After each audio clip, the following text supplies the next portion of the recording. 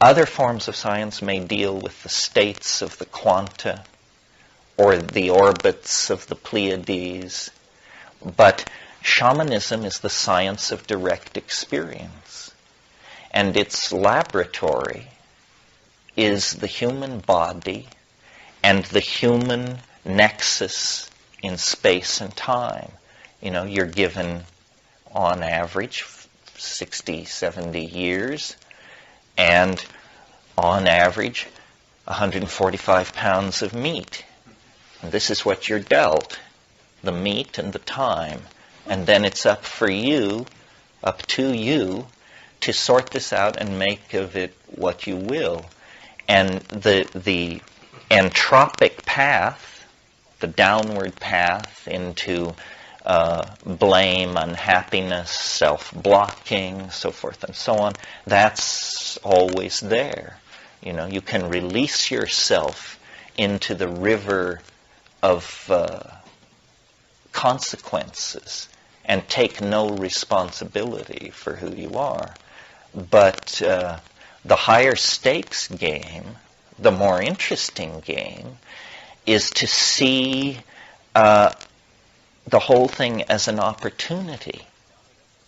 Heidegger, I'm amazed I'm quoting Heidegger so much this morning. Heidegger again, he said, the body is not a thing, nor is it a process, which is surprising because that's considered an advanced view, that it is a process. He said it is not a thing, nor is it a process.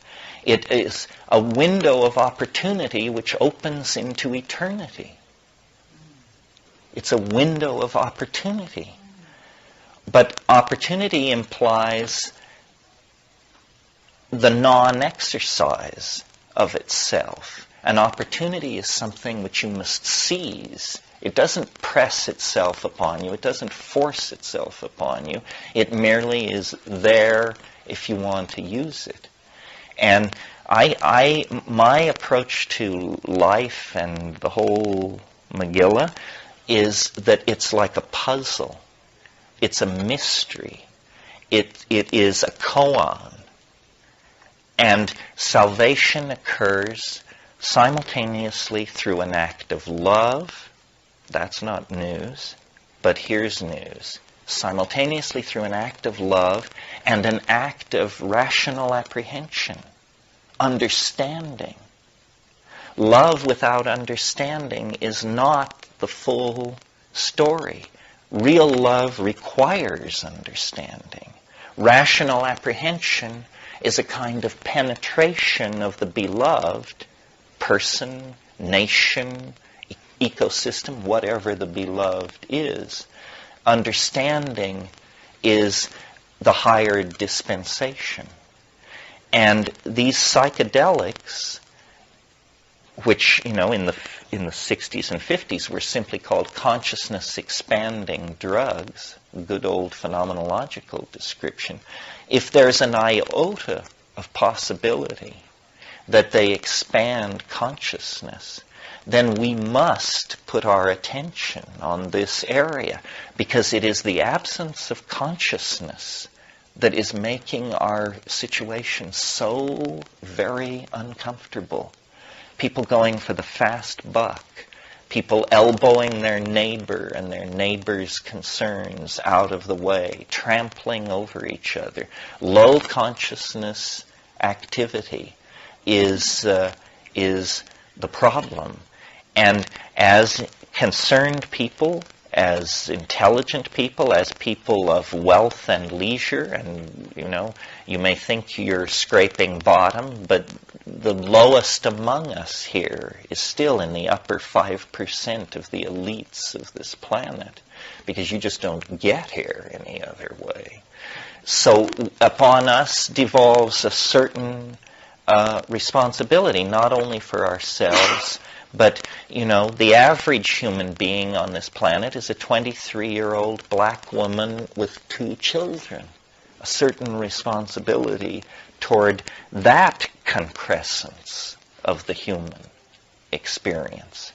So the thing I just want to leave you with is that though this has been very heady and egg-heady, which is how I am, we have talked ideas, but we have not laid out a method or a dogma or a program. There's nothing to sign up for. There's no higher level of initiation if you give me $1,500 or anything like that. What we have been celebrating here is an experience. And we haven't had the experience. We've just talked about it and analyzed it and anticipated it. But it is there to be had, out there in nature, with nothing between you and it. To steal from Van Morrison, no guru, no method, no teacher. Just you and me and Mother Nature in the garden, wet with rain. And you may choose to hear this message, and then life will continue for you as it has with the tools you have in your toolkit. Or you can choose to go out there and meet it. But it's not an easy path because it's the real path. And the fear is real, and the risk is real, and the reward is real. It's beyond hype, which is for us almost unimaginable, because everything comes clothed in flamboyant self-anticipation. And it's, in a sense, a secret, and yet, paradoxically, a secret which can be freely told of, as we've told of it here. But the human mind has an incredible capacity to turn away from challenge, opportunity, risk. So what I want to remind you is that we only circled around the mystery. We used our intellectual flashlights. We saw glimpses of it. But the real meat of this path is, alone in silent darkness on 5 grams or something. Plotinus, the great Neoplatonist philosopher of the Byzantine Empire and a great mystic, spoke of the mystical apotheosis as the flight of the alone to the alone. And I've always thought that was an excellent program for how to meet the psychedelic experience. It is a mystery.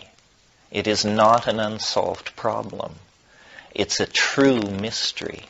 And we are not accustomed to this. I've searched the world for mysteries, and I've found illusions, fraud, misunderstanding, obfuscation, impenetrable complexity, but never true mystery, except in this one tiny, tiny area of the chemical and biological world. And there, because, in the greater plan, everything must exist, and so, therefore, must magic. But the doorway to it, the doorway into that world, is a very confined spot in the vast data field of this world. And you could miss it. Although I'm doing my best to make sure that doesn't happen. Where spiritual advancement is discussed, I want psychedelics to be discussed. Where transformative social visions are put forth, I want psychedelics to be part of the agenda. To me, the only thing you can compare it to is sexuality on one level, but it's different from sexuality because sexuality is written into the bones. Very few people can go from birth to the grave and escape it in some form, some confrontation. I mean, even the celibate monk, basically his life is a confrontation with sexuality in that form. The psychedelic experience is very different. You can go from birth to the grave and never even hear of it. And millions of people have. But they were, and I don't say this in a blaming sense, it's a tragedy. They were infantilized by their circumstances in time and space. They never experienced that dimension of freedom. It's like having an automobile, and you drive it around and it seems to work fine, but there's this button on the dashboard, and you never investigate to find out, what it does, what it is.